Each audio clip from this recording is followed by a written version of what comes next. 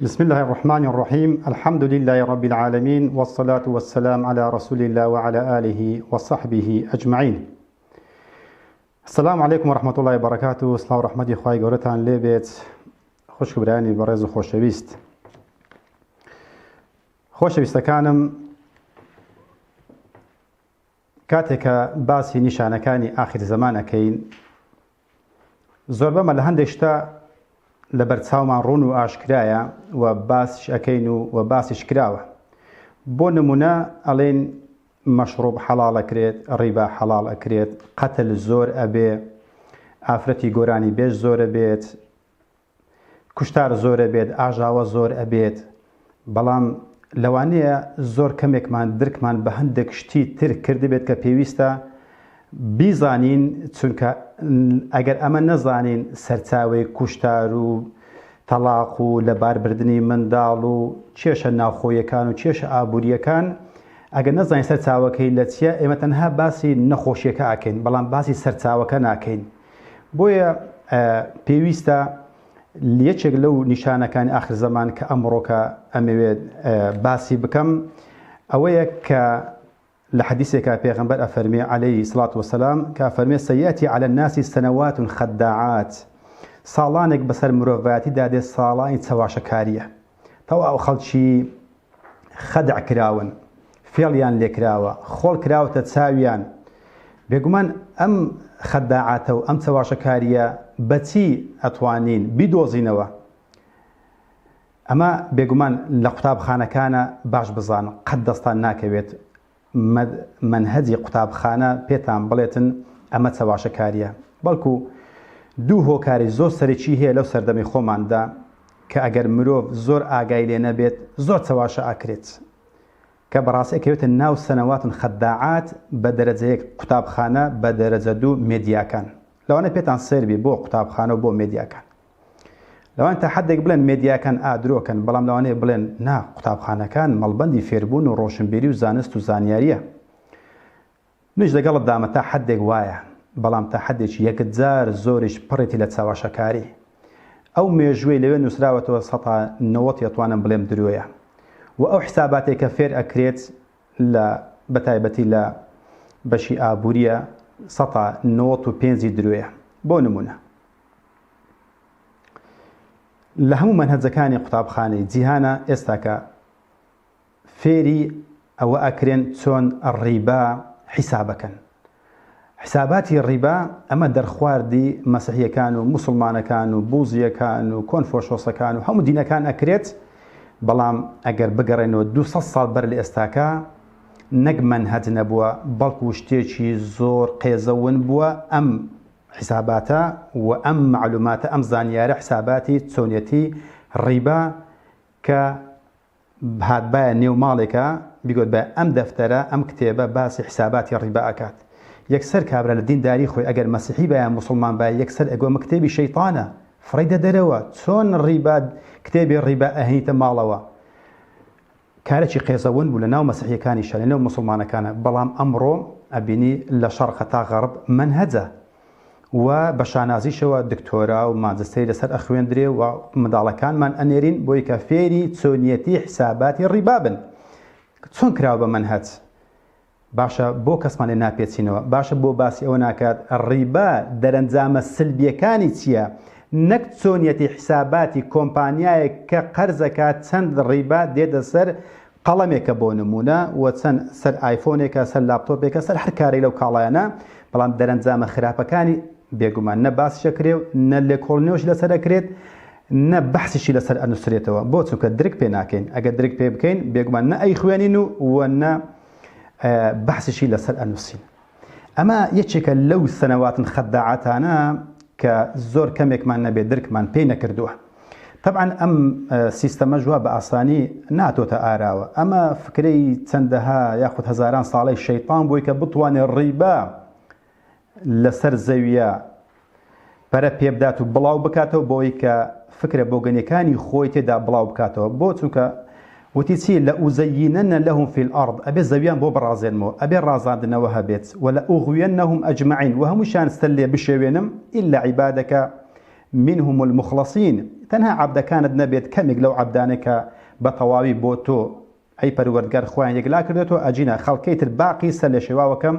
بە ڕازاندنەوەی سەرزەوی ڕازاندنەوەی سەرزەویش ئەبێ بێگومان بە پارە ئەکرێ کەواتە ئەگەر پارە هەبوو ئەتوانی بیڕازێنیتەوە. ئەمڕۆ ئەبینین دنیا زەوی زۆر ڕازاوەتەوە بەڵام لەوانەیە زۆر کەمێکمان بزانین چۆنێتی ئەمە ڕازاندنەوەی چۆنە و دەرەنجامە سلبیەکانی چۆنە و چۆن بنیات ناوە و بنیات درراوە و چۆنیش لە ناوە چێ. بۆیە ئەم شاگردانی شەیطان زۆر هەوڵیاندا کە بڵاو بکەنەوە هە لە سەردەمی بابلیەکان و لە سەردەمی ڕۆمانیەکانە و تا سەردەمی با بڵێن پێش شۆڕشی فەڕەنسایە ئەو بوو بە هەڵگیرساندنی شۆڕشی فەڕەنسا ئەم خەونیان هاتە دی بۆی کە بتوانن دین لە دەوڵەت زیاد بکەنەوە بۆی کە بتوانن ڕیبا بڵاو بکەنەوە لە نێو حکومەتەکاندا. بۆ چونکە لەوانەیە زۆر کەس بڵێ لەوانەیە بۆ قازانجیان بێت بۆی کە پارەیان دەست بکەوێ زۆر جار ئەوە ئەبیسین ئەڵێن باشە خۆ ئەو خاوەن کۆمپانیا و بانکانە ئەو هەمپارەیان بۆ چییە؟ خۆ کفن گیرفانی نییە خۆ هەر ئەوەندە پێت ئەخورێت کە ئێمە ئەیخۆین کەواتە با ئەو دنیا بە هەر بۆوان بێ بە ئەو پارە پولە بۆ هەم بۆ ئەوان بێت هەر ئەوەندە لەگەڵ خۆت ئەبیت کە کفنێکی پێ بکڕێ و ئازانن هەموو شتێک بۆ قازانجە لە کاتێکدا ئەوان ئەسلەن مەبەستیان قازانج نییە. باش بزان مەبەستەکە یەکەمی شت لە ناوبردننی خێزانە ئەو باش بزانن کە هەدەفەکەشان پێکاوە کە لە دەرسەکانی ڕابردوو گریان و ناڵە و ئازاری خێزانەکانم بە ئامار نیشانداون لە ئەمریکا و لە ئەوروپا و تا ئەگاتە کوردستان و تا ئەگاتە ئەندەنووسیا تا ئەگاتە یابان هەر هەمووی خێزانەکان ئەمڕۆ لە بارودۆخێکی ناسەقامگیری زۆر ڕوون و ئاشکرادانە کە لەوانەیە ئەگەر کەس شارەزای نەبێت مامۆستایەکانی ئاینی کە هەمومان تەلەفۆنێکی یەکجار زۆرمان بۆ دێت ناڵە و گریانێکی زۆر و کێشەیەکی یەکجار زۆرمان دێتە لە هەرنە بڕۆنە مەحکەمەکان بزان چ تەلاقێک هەیە جگە لەوە سزبوونی پرۆساوسە گیرەکان کە ئەمەش هەر ئەگەڕێتەوە بۆ کێشە ئابووری و داراییەکانی جیهان بەوەی کە توانیویانە دنیا بڕازێنەوە بەڵام ژیان لە خەڵک بستێنەوە هەموو بە پارە ئاکرێ. پارە با بڵێن ڕیبا پارەی پێپەیدا ئەکرێ پارەش بەهێزترین وزەی سەرزەویە بەهێزترین وزەیە ئەتوانی بە پارە سیلاح بکڕی تەکنۆلۆژیا بکڕی چەکدار بکڕی مخابرات بکڕی مێدیا بکڕی کۆمپانیا بنیات بنی و تەقەمەنیەکانیش هەر هەموو بکەوتە ژێر ڕکێفی خۆت ئەگەر پارە کەوتە دەستی کەسانێک یان هەر حکومەتێک ئەگەر حکومەت بوو. بۆیە ئەبینی یەکێک لە خاوەن بانکەکانە لە سەدەی حەفدەیەمدا وتوێتی بەس لێ بگەڕێ دراوی وڵاتەکە بکەوێتە دەستم جا گرنگ نییە چێو وە چی یاسایەک لە وڵاتە دا ئەمەزرێنن یا خۆت فەراهەم ئەهێنن کەواتە لای ئەو شریعەتەکە نییە تۆ مەسیحی مسلمانی بوزی کۆنفۆشۆسی یەزیدی کاکەی لای ئەو گرنگەوە گرنگ ئەوەیە دراوی وڵاتەکە بکەوێتە ژێر ڕکێفی. ئێستا ئەگەر هەمومان باسی دراو بکەین ئەبینی دراوی هەر هەمومان بە دۆلار حسابەکرێت باشە بۆ بە دۆلار حسابەکرێت دۆلار لە ماڵی خۆی ئێمە لە ماڵی خۆمان ئەگەر دۆلار ئەمریکیە بۆ لە کوردستانە بۆ لە عێراقا بۆ لە وڵاتەکانی تری جیهانە بۆ دۆلار ئەتوانی هەموو دراوەکانی تر بە یەک دوگمە هەڵکشان و داکشانی پێ بکە. ئەمە پرسیارێکە کە بەڕاستی ئەمە گەورەترین چەواشەکاریە کە لە جیرفانەکانی ئێمە و لە وڵاتەکانی ئێمە لە باقەکانی وڵاتەکانی ئێمەدا هەیە کەچی درکمان پێ نەکردو و نە لە مێدیا بۆی باس کردوون نە لە قوتابخانەکانیشە فێر ئەکرین کەواتە بەڕاستی سەنەواتون خەداعاتە کە لەوانەیە ئەم مەوزوعە لای خەڵکانێکی یەکجار زۆر نامۆ بێت بە تایبەتی ئەو کەسانێک کە سەرچاوەی زانستەکەیان لەم دوو جێگایە هەڵقوڵاوە. بێگومان هەموو مرۆڤێک خاوەنی بیرروباوەڕێکی تایبەتی خۆیەتی کە ئەم بیرروباوەڕە تایبەتیەش هەڵقوڵاوی چوار سەرچاوەیە یان ئەوەتە لە بەمیرات لە دایک و باوکەوە بۆی بەجێماوە کە لەوانەوە فێر بووە کە ئەم حیزبە ئەم دینە ئەم مەزهەبە ئەم قسەیە کە ئەمایکەین و ئەم کەسەی پێمان باشە ئەومان پێ باشە ئەمە بەمیرات بۆی ماوەتەوە هەر زانستێکی هەبێت هەر دینێکی هەبێت یان ئەوەتە لە مێدیایەکانە دەرخواردراوە بۆیە فکرە و بۆچنی وایە یان ئەوەتە زانستەکەی هەڵقوڵاوی قوتابخانەکانە. ئەم سێیە تابەن اعتیباریان زۆر زەعیفە، چونکە هیچیان بەخۆی وەری نەگرتووە بەڵکو دەرخواردراوە. تەنها چوارەمیان اعتیباری 1999 لە دەیان نۆی بۆ کرێ، چونکە تەنها وحی 100 هیچ شتێک 100 نییە کەویش بۆ پێغەمبەران هاتووە عەلەیهیم سەڵات وەسەلام. ئەمەی چوارەمیان چییە؟ توێژینەوە و لێکۆڵینەوەی خۆتە، کە ئینسان توێژینەوە و لێکۆڵینەوەی کرد، نە ئێتراف بە مێدیا ئاکات، نە بەوەی کە لە دایک و باوکە وەری گرتووە لە دەوروبەرەکەیە خۆیان، یان ئەوتە لە قوتابخانەکەیە دەرخوارد دراوە.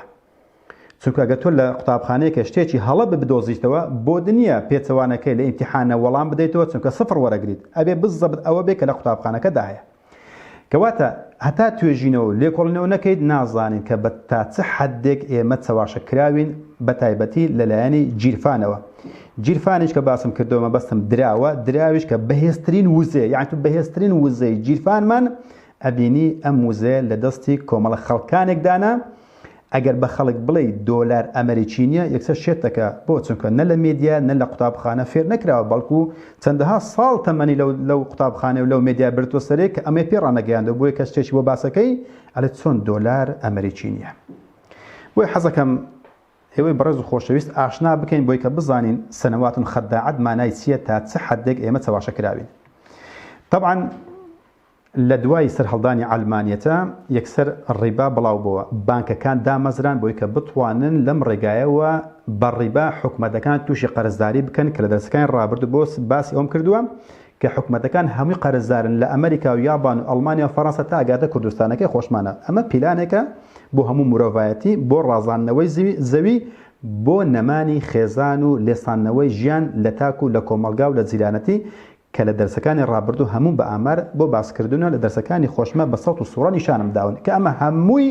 ئەگەڕێتەوە سەر کێشە ئابوووریەکە، ئابوووریەکەش بە دراوەکەەوە بەستراوەتەوە. ئەم دراوە کە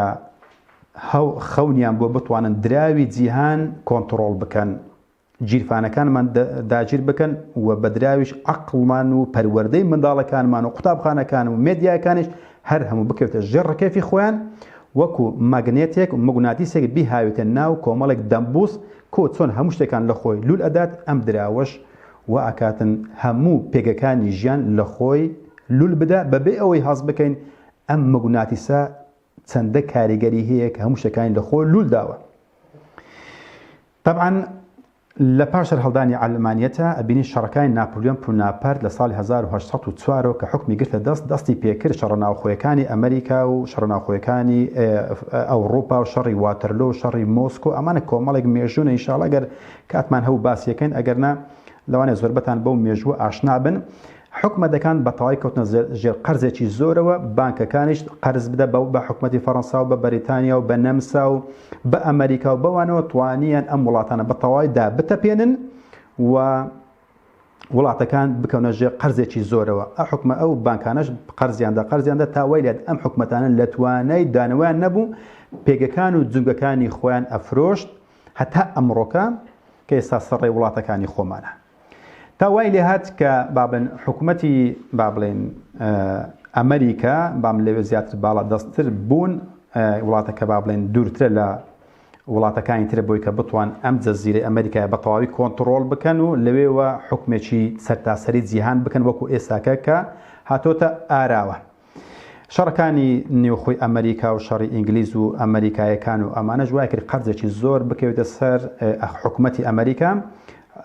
ئەمریکا نەتوانێت ئەم هەموو قەرزە بداتەوە، بۆیە حتا جونگەکانی خۆی هەموو یەک بەیەک فرۆشت، هەموو کرد بە کەرتی تایبەت تا ساڵی 1913 چاپەمەنی دۆلاریش کەوتە ژێر ڕکێفی خاوەن بانکەکان لە ساڵی 1913 کە لە سەردەمی ویلسۆن دابوو کە دۆلاری چاپەمەنی دۆلاری خستە ژێر ڕکێفی با بڵێن بە ناچاری دا بە بنەماڵەی ڕۆتشیلد کە خاوەن بانکەکانی جیهان. لە ساڵ 1913 کە حکوم ڕاینگرتە دەست تا ساڵ 1921 لە ساڵی 24 کۆچی دوایی کرد. پێش کۆچی دوایی با مەسەرۆکی ئەمریکا وتی گەورەترین خیانەتم لە ئەمریکایەکان کرد بەوەی کە واژۆم کرد لەسەر بە کۆمپانیایکردنی چاپەمەنی دۆلار کەواتە چاپەمەنی دۆلار ئەم خەونەیان هاتە ئاراوە بوو بەڕاستی کە جگەل لە ئەو هەموو بنکەوت جومگانەی حکومەتیان کەوتە بەردەست توانیان چاپەمەنی دۆلاریش بخێنە ژێر ڕکێفی خۆیان کەواتە لە ساڵی 1930ەوە چاپەمەنی دۆلار هیچ پەیوەندی نییە بە حکومەتی ئەمریکاوە ئەمە باش بزان تەمان ئەمەش لە دوای قوربانێکی یەکجار زۆر کۆمەڵێک سەرکردە پێش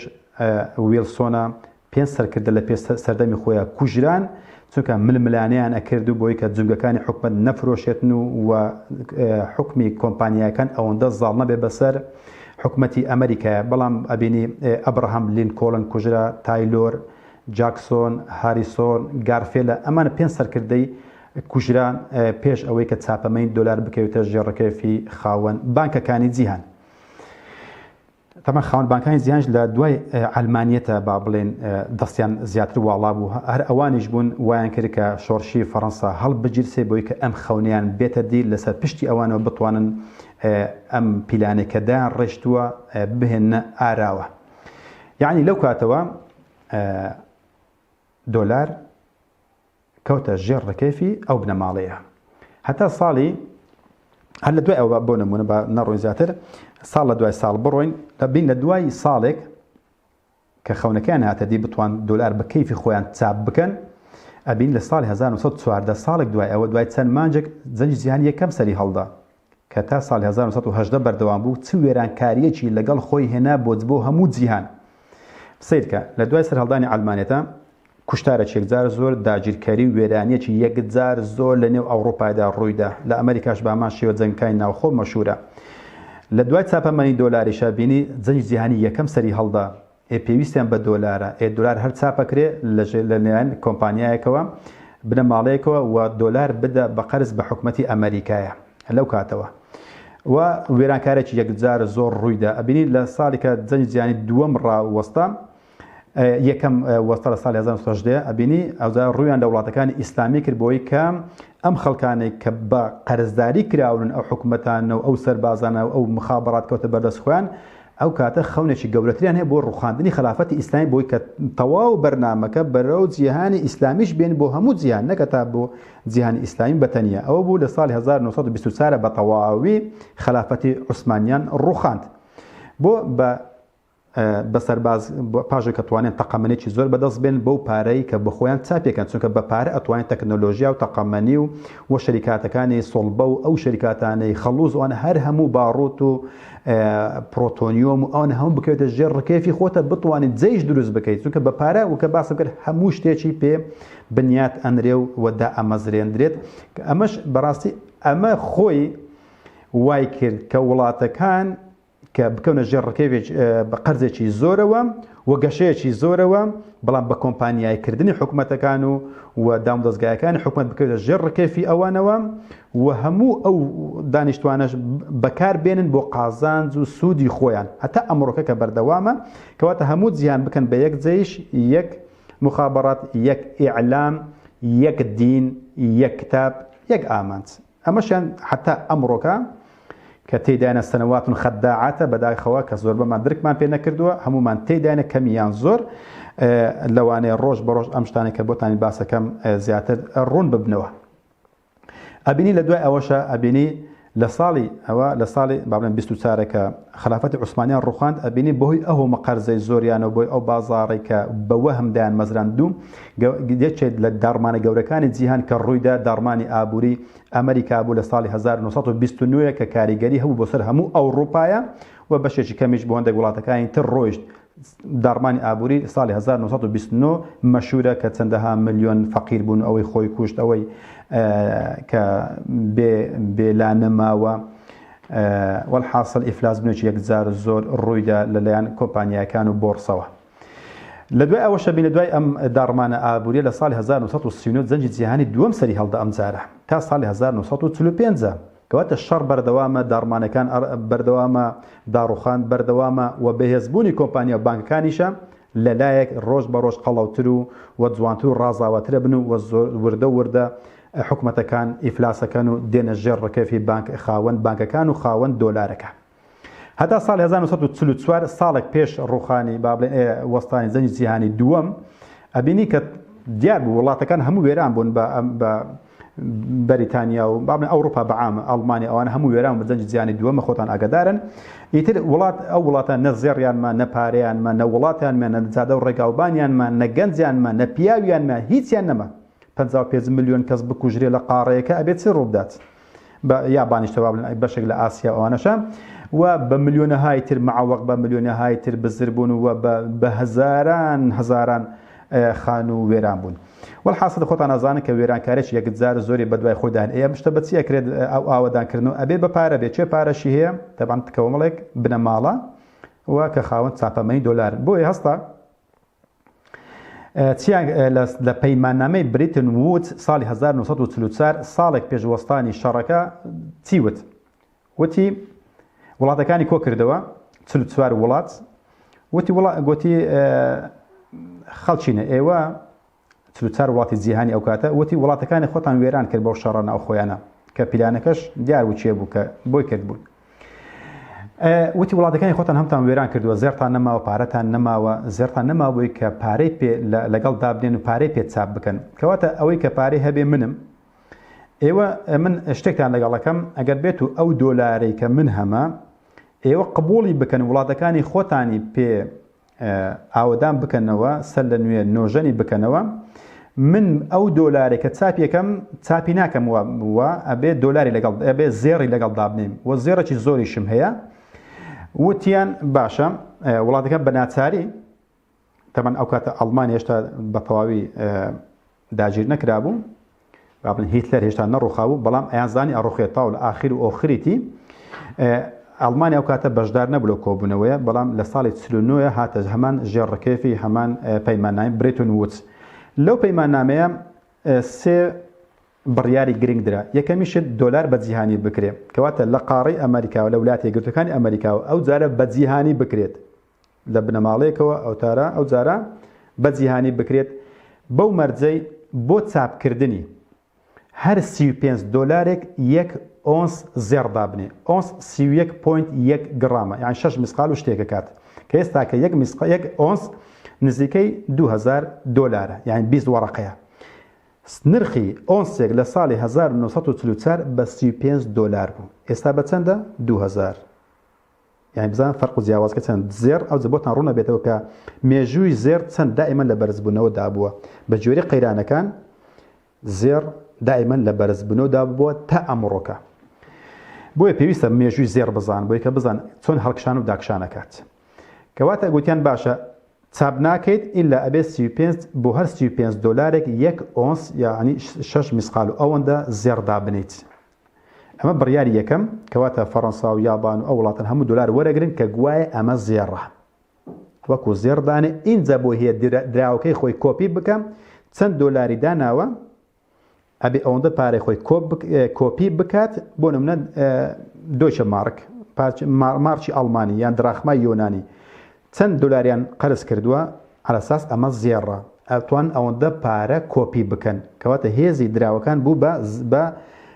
دۆلارش هێزەکەی لە ئەمریکایە لای ئەو بنەماڵەیە کە ئەمە ڕوحی دۆلارەکەیە ئەم وڵاتانە ڕازی بوون بەوەی کە دۆلار وەربگرن دوو سندوقی نەقدی دووەلی دابمەزرێت لەگەڵ بانکی دووەلی بۆ بوژاننەوەی وڵاتان و بۆ قەرزدان بە حکومەتەکان بۆ بنیاتنانی ژێرخانی ئابووری و لە کاتی ئیفلاس بوون و داڕمانەکانیشە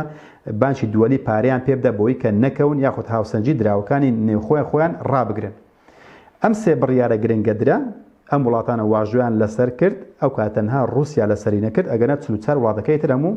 33 وڵاتەکەی تر واژویان لەسەر کرد ئەم وڵاتانە قەرزیان کرد ئەم جارە ئەم خەونە گەورەتر بوو ئەم خەونە گەورەتر بوو دۆلار بە جیهانی کرێت تا ئەم ڕۆقسەتان بۆکەم ئەم بەرنمەیە ئەم فلیمە بەردەوامە دۆلار بە جیهانی کرا لە ساڵی 44ەوە و لە ساڵی 48ەوە بین دەوڵەتی ئیسرائیل دامەزرا بۆ چونکە پارەکە زۆرە بەشی هەموو شتێکەکە بەشیەوە کە حکومەتەکان ئیفلاس بکەیت بەشیەوە کە حکومەتیشدا بمەزرێنی بەشیەوە کە هەموو جیهانش بکەیت بە یەک جێشی خۆتە بەشی ئەوە کات کە عەقڵ لە خاوەن عەقڵەکانە دەربینی و ئەم منهەجە بکەی بە منهەجیش ئەم سیستەم بکەی بە منهەجیش لە قوتابخانەکانە نەوەکانمان لەوێ بخوێنن بە شانازیشەوە بڵێن بەحسێکم لەسەر ڕیبا نووسیوە. ئەبینی ئەم شتانە هەموو بە پارە ئەکرێت. دەوڵەتی ئیسرائیل لە ساڵی 48 دامەزران هەر لەسەر پارەیە. ئەبین ئەو گۆڕانکاریانە هەمووی لەم سەدەی ڕابردوودا سەری هەڵداوە. لە ساڵی 1955 ئەبین شەڕی ڤێتنام هەڵگیرسا تا ساڵی 1975 ئێمەش بە پارە ئەکرێت کەواتە بە پارە هەموو شتێک ئەکرێت. ئەبینی چارلی دیگۆڵ ساڵی کە چارلی دیگۆڵ ئەبینی بەڵام پێش چارلی دیگۆڵ ئەبینی جۆن کەنەدی سەرۆکی ئەمریکا وتی ئەو ماوەی کە من لەسەر حکم ئەبم هەوڵەدەم ئەم بە کۆلایەتی کردنەی ئەمریکیەکان لە ئەمریکادا نەهێڵم وەزاڵ بم بەسەریدا و ئەو خەونێکە هەی بوو کە گەڕانەوەی چاپەمەنی دۆلار بۆ ژێڕڕکێفی حکوومەتی ئەمریکا بهێنێتە دی پاشۆی کە ئەم قسەی کرد زانیان ئەم خەونەی هەیە دوو مانجی نەخەیان کردیانە بە قوربانی یەک فیشک کوشتیان جۆن کەنەدی لە ساڵی 63 لە دوای ئەو برایەکەشیان کوشت کە ویستی ببێ بە سەرۆکە کەواتە ئەمە ئەم شەش سەرکردە بوون کە کوژران کە تا ئەمڕۆکە سەرکردەکانی یەک لە دوایەکی ئەمریکا ناوێرن باسی ئەو مۆزوعە بکەن دۆلار بگەڕێنەوە ژێر ڕکێفی حکوومەتی ئەمریکا و بیانەوێ بە کۆیلاتیکردنی ئەمریکیەکان نەهێڵن کە ئێستاکە ئێمەش کراوین بە کۆیلەی کۆیلەکان چونکە سەنەواتن خەداعاتە ساڵانی سەواشەکاریە. بەڵام چارلی دیگۆڵ سەرۆکی فەڕەنسای ئەو کاتە لە کۆتایی شێستەکانە وتی باشە شەڕی ڤێتنام ئەو هەموو پارێزە بەلاحی پێویستە و بنیاتنانەوەی ئەوڕۆپا و یابان ئەو وڵاتانی کە لە جەنجی دووەمی جیهانی وێران بوونە ئەمەش پارێکی زۆری پێویستە ئەو هەموو دۆلارە بۆ ئەم شەڕە بەکاردێ ئەم هەموو دۆلارە بۆ بنیاتنانەوەی فەڕەنسا و یابان و ئەڵمانیا بەکاردێ ئایا ئەو هەموو دۆلارە چاپەکرێ ئەو هەموو زێڕە لە جیهاندا نییە چۆن ئەتوان بۆ هەر 35 دۆلارێکە یەک ئۆنس زێڕ دابنێن بۆیە چوو ئەمریکا چارلی دیگۆڵ کە مەتاڕێکەیە لە پاریسە بە ناوی چارلی دیگۆڵ کراوە وتی باشە ئەو هەموو زێڕەی کە گوایە دائەندرێت بۆ ئەو هەموو دۆلاری کە چاپ کراوە ئادەی من 161 ملیۆن دۆلارم تا ئێستاکە لە بانقەکانی وڵاتی خۆمدا هەیە کە قەرزم کردووە کە پاڵپشتە بۆ پارەکەی وڵاتەکەی من ئایا تاخوا ئەو 161 ملیۆن دۆلارەی من کوا زێڕەکانی کە سەیریان کرد حسابیان کرد بە 35 دۆلارێکە 661 ملیۆن حساب بکەن ئەو زێڕەی کە هەیە بەشی 105 پارەکانی ئەو ناکات 105 پارەکانی فەڕەنسا بە تاقی تەنیا ئەوە جگە یابان و هۆڵەندا و نەمسا و ئەڵمانیا و ئەو وڵاتانی کە وێران بوونە ئیتر چارلی دیگۆڵ کە گەڕاوە کۆبنەوەیش کرد کۆبنەوەکە مەشهورە وتی خەڵچینە بە کورتی و مختصری ئێمە خەدع کراوین چاواشە کراوین سەنەواتون خەداعاتە بزەبت یعنی با بڵێن لەگەڵ ئەم حەدیسە دێتەوە وتی ئێمە ئەو هەموو دۆلارەمان وەرگرتۆ بە قەرز کە گوایە کە ئەمە زێڕە لە کاتێکە زێڕی لەگەڵ دانەندراوە ئەم زێڕە بەشی پارەکانی ئێمە ناکات کە ئێمە کردومانە بە ڕوحی دراوەکانی ئێمە ئەدی پارەکانی وڵاتەکانی ترە بۆیە یەکسەر کە ئەم هەواڵەی ڕاگەیاند ئیتر دۆلار شکە ئیتر خەڵکی ڕویان لە زێڕ کڕین کرد وەکو ئەمڕۆکە کاتێککە متمانە نامێنی بە دراوە کاغازەکان خەڵکی ڕوو لە زێڕەکەن بۆیە زێڕەبین لەو کاتەدا لە ساڵی سەرەتای هەفتەیەکانە بەڕێژێک یەکجار زۆر بەرز بووە. بەڵام ئەو کۆبنەوەیەکیان کرد لە لەندەنە حەڤ وڵات کۆبنەوە بۆی کە لێ نەگەڕێن خەڵکی ڕوو لە زێڕ بکەن چونکە چەواشەکاریەکە کەشف بووە کە ئەم دۆلارەی کە هەیە تەزویرە. زۆر داماوی فەقیر هەنا دوو لە ڕووی ئەوەی بەڕۆز خۆشەویستە ئەلێ مامۆستاگە تەزویرە دەفتەرێکمان بدێ و ئازان کە لەم تەزویرە تێناگەم مەبەستمێک کە زێڕی لەگەڵ دانەدراوە بۆ منوت و ئەبێ بە ئەسلی قبولی بکەین ئەگە بڵێن تەزویرە ئەمە تیرۆریستین ئەکەینە ناو لیستی ڕەشەوە ئێمە ڕوومان ڕەشە بێت ئەبێ کە ئەوان دروستەکەین بڵێ کە ئەمە پارەیە دراوە و باشیشە و جوانیشە و بەو ڕقەمە وەربگری کە ئەوان ڕقەمیان لە سەرداناوە و بە دراوی ژوەری بگرنە کاتێکە دراو نییە زێڕی لەگەڵ دانەدراوە ئەو بۆ ئەم ململانەی هەستانی زێڕ و لێ نەگەڕان بۆی کە خەڵک زێر بکرێتن و کۆبنەوەیان کرد بۆی کە گوشار بخەنە سەر خەڵک زێر نەکڕێ و هەر کار بە دۆلارەکە بکەن بۆی کە داڕمانی ئابووی ڕوونەدات ئیتر وڵاتەکان لەو چێشمەدا بوون لە ساڵی لە 69 بین لە 28 چواری 69 چارڵی دیگۆل تحملی ئەم نامعقولیەی نەکرد ئەم ناحەقی نەکرد ئەم چاواشەکاری نەکرد استقالەی کرد وتی خەڵچینە نە من ڕئیس وزەرامە وەڵی نە ئەوانش وەزیرەکانن لەبەر ئەوەی کە ئەمە دراوەکەمان تەزویرە ڕوحی دراوەکە ئێمە تەزویرە بەو دراوە ئیتە قورگمان گیراوە ئێمە ناتوانین چی بکەین استقالەی کرد وتی نە من ڕئیس وزەرامە نە ئەوانش وەزیرەکان کەواتە هیچمان بەدەست نییە کەواتە چێ پارەی بەدەستە ئەم ڕئیس وزەرایە ئەم سەرۆکە نەک ئەو سەرۆکە داماوانی ئێمە لە هەموو جیان کە لە ئینتیخاباتەکان منداڵەکان تیفتیفاع دەین و پێشە خۆمانە دەین و وڵاتی دەنگدانەکەین ڕئیسێک هەڵبژێرن کە لە کاتێککە داماوەی هێشتا درک بەو ناکە کە دراوی وڵاتەکەی بەسراوەتە بە دۆلارێک کە دۆلارەکە تەزویرە بۆیە زۆر ئەو مەوزوعە کاڵێن ئایا پەرلەمان حەڵاڵە حرام ئەلێن برام لە حەڵاڵ و حرامەکەی گەڕێ دەرت بزان تاخۆ دەسەڵاتی هەیە یان نە شتێکە دەسەڵاتی نەبێ پاتریەکە شەحن نەکرێتەوە ئیشی پێ نەکرێ جا تۆ بڵێ پاتریەکە ئەرێ باشە یان خراپە پاتریەکی بێ قووەتە هیچ کاربۆی تێدانی هیچ هێزێکی تێدانیە بۆی کە تو ئیشی پێ بکەیت بۆی هەرچی پەرلەمانەکانی جیانە هەمووی بە دۆلار بەسرێتەوە دۆلاریش ئەبینی تەزویرە ئەو تەحکومەکات نمونێکتان دەمێ ئەردۆغان یەک تۆز زمان درێژی کرد هەر بە یەک وشە لیرەکەی دابەزان 2010 هەتا ئێستاکە تورکیا بە گەورەترین کێشەی داراییداتی ئەپەڕێ نازانیت داوە لە دۆڵەمەندەکانەکە لە سەرمایەدارەکانەکە کە یارمەتی بدەن ئەگەر بێت و وەزعەکەی وا بڕوە ئەگەر ئیفلاسبوونێکی گەورەی هەیە یان تووشی قەرزێکی یەکجار زۆرترە بێ لەو قەرزێکە هەیەی ئەبین فەنزوێلە هەر یەک تۆ زمان درێژی کرد بزان ئێستاکە چیان لێ کرد هەر بەبێ ئەوەی کە ساڕۆخی لێبدا قومبەڵێ زەڕی لێبدا بیکە بە هێرۆشیما هیچ شتێکە سەدام حوسێنیش بە هەمان شێوە یەک تۆز لا ڕێی کرد ئەبینی چیان لێ کرد دراوەکەیان بە دراوەکەی لە ناویان برد کە خۆتان ئەبین چی لێهات لە نۆتەکانە کەواتە بەدراو ئەتوانی وڵاتدا بمەزرێنی و وڵاتدا بتەپێنی خێزانەکان هەڵتەچێنی بەدڕەوەشتی زیاد بکەی ئەو دەرسانێک لە ڕابردووە باسکردونە کێشە خێزانی و تاک و کۆمەلگا و گرانبوونی شتەکان و وەزەری بە وەرگرتن لە خەڵک و زۆربوونی ڕوسومات و بە کۆمپانیایکردنی بنکە خێرخوازیەکان و بنکە ئاینیەکان و حتا گۆڕستانەکانیش ناشتن و تەلاق و مارەکردن هەر هەمووی ئەکرێ بە پارە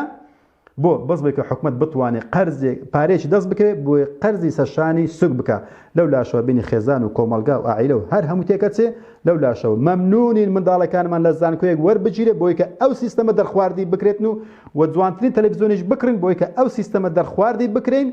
لە بە کاتێکە لە هەموو لایەکەوە سەنەواتون خەداعاتە لە کاتێکە ئەبینی یەکەجو چارڵی دیگۆڵ یەکەم سەرکردەوە کە ئیستیقالەی کردووە کە ئینشاءڵڵا لە دەرسی داهاتوە بۆی کە درێژەی زۆر پێ نەدەین لەوێ ئەوەستین کە چارڵی دیگۆڵ ئیستیقالەی کردو و دوایە چۆن